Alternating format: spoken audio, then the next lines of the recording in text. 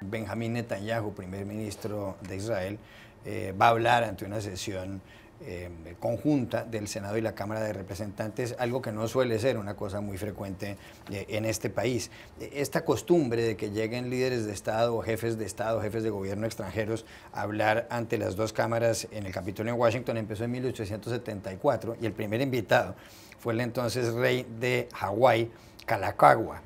Ha habido jefes de Estado o jefes de gobierno, en este caso jefes de gobierno como Winston Churchill, que habló 3 veces ante el Congreso en pleno. Netanyahu ha hablado 2, esta es la tercera ocasión.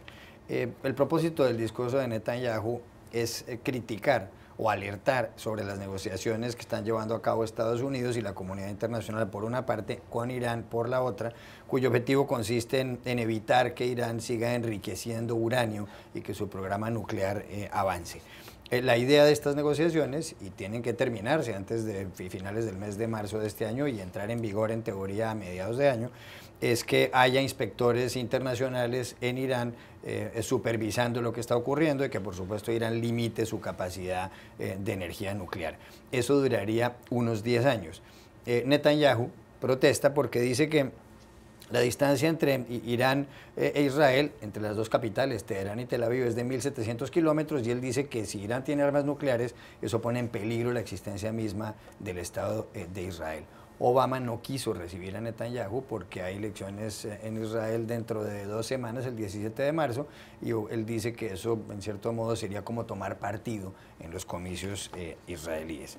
¿Está cometiendo, y esa es la primera pregunta, un error Netanyahu al venir a Washington a hablar con el Senado, a dirigirse al Senado y a la Cámara de Representantes en pleno, en el sentido de que está haciendo política interna, o es lógico que el primer ministro de Israel dé una voz de alerta sobre este asunto?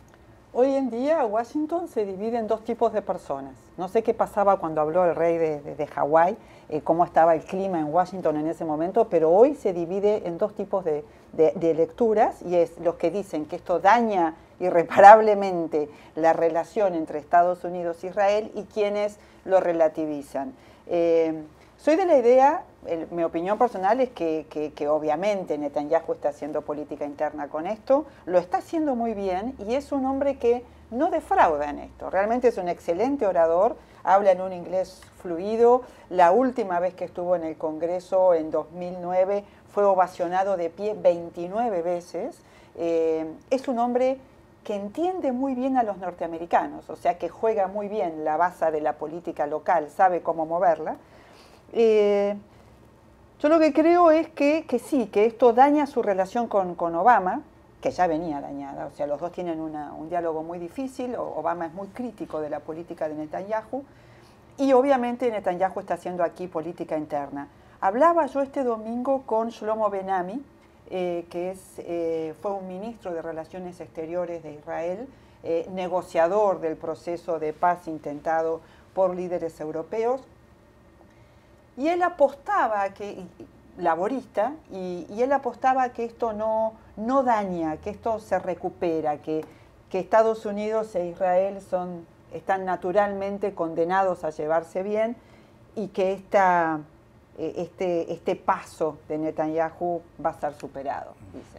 3.000 millones de dólares de ayuda anual le da Estados Unidos a Israel. Profesor Shifter, ¿quién cree usted que tiene razón aquí? ¿Obama y la Casa Blanca, en el sentido de que hay que centrarse en las negociaciones con Irán para resolver el problema y tratar de controlar la potencia nuclear que tenga Irán? ¿O Netanyahu, que dice aquí no se debe negociar con Irán de ninguna manera porque seguramente Irán va a engañar a la comunidad internacional?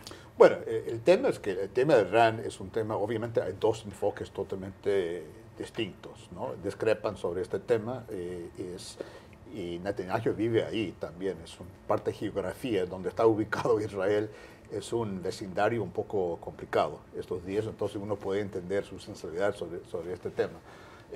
Pero la pregunta que hace la Casa Blanca, que me parece muy válida, es que ¿qué alternativa hay de tener una iniciativa diplomática de esto? O sea, va a la guerra con Irán, o sea, esto tampoco nos resuelve nada y puede tener un costo desastre para Israel. Muni Jensen, el discurso de Netanyahu, su comparecencia ante el Senado y la Cámara en Washington. desde el punto de vista de Netanyahu, yo creo que cumplió 3 de los 4 objetivos. El primer objetivo es que se salió con las suyas, apareció, a pesar de una gran,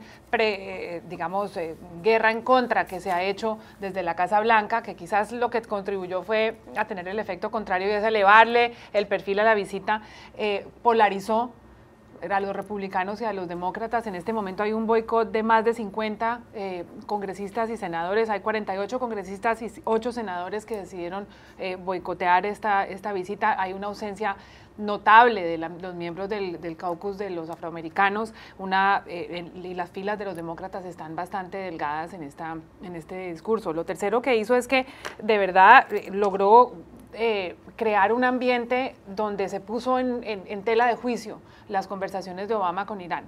Lo que pasa es que no logró el objetivo final, y es que no va a alterar el rumbo de esas conversaciones, ni va a cambiar la relación histórica entre Israel y Estados Unidos. Entonces, si uno analiza las cosas de forma, quizás también le ha dado un realce a su campaña doméstica, tiene elecciones en 2 semanas, pero creo que, como dice el profesor Shifter, la conversación de fondo no va a cambiar, los resultados de fondo no van a cambiar. Esto es un circo político muy washingtoniano el que se lleva a cabo hoy, y creo que los resultados no van a alterar el rumbo de la política exterior de Estados Unidos.